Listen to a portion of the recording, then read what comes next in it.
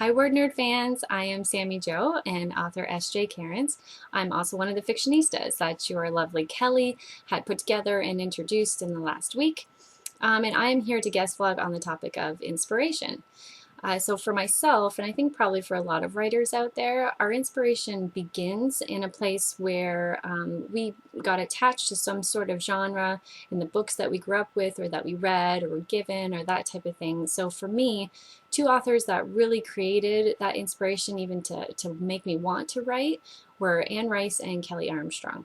So if you don't know both of those names, please look them up. I fangirl over every single thing that they do, and a lot of their stuff follows that supernatural horror fantasy realm. And in my works that will be coming out in 2015 with Book Drop Publishing, they follow that same kind of urban fantasy theme, and it's influenced a lot of what I write.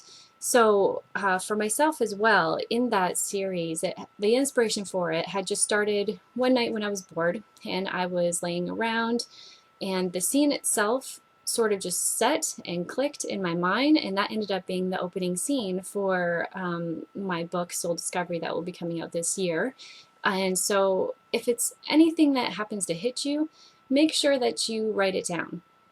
If it's maybe a scene or a character, any little thing like that, if you don't write it down, you will forget it. No way about it, you will forget it. So make sure that you write it down and include anything that has to do with the feeling that you felt at the time. If it's a scene, who might be involved with it, where you are, the setting, smells, anything like that, so that when you revisit it, it actually makes sense, for one, and that you have a full understanding of what you wanted at that time and can input it into a story that you already have, or to build on a story that maybe you're just starting and getting out there. And so yeah, for myself as well, I happen to be in social work in my day job. I've always been interested in people and what motivates them to do certain things and make certain decisions. So since it's in my face, since it is a day job, I get a great opportunity to see people and to see those decisions that they make and maybe what influenced them as far as their past history, if that's a trauma, relationships, friendships, anything like that. And those can create a great dynamic in the characters that I bring forth just because I get to witness that human behavior.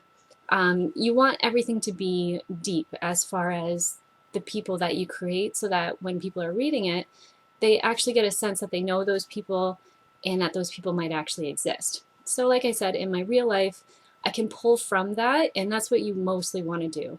You see something, you turn it into something else, and that is the whole creative works that we deal with.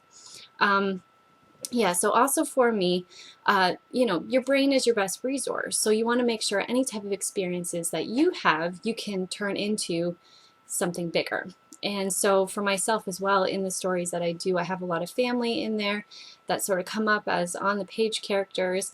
And I'm sure some of them know who they are, some of them don't, and I could use those to make stories flow and to just sort of have a personal touch in there as well. Maybe my readers don't know, but I could share down the line.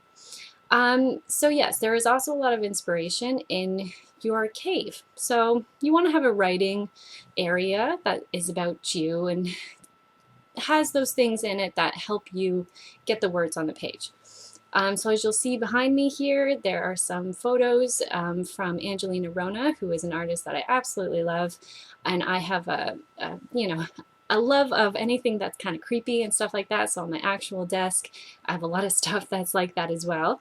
So make sure that you are surrounded by those things that you need, no matter what it is. I also, whenever I write, I have to have candles on. So it's sort of a routine as well. So make sure you stop by the Fictionistas this week, as the rest of the ladies will be going over their inspirations as well. And thank you to the WordNerds crew and to Kelly for having me guest vlog today. Thanks guys, bye.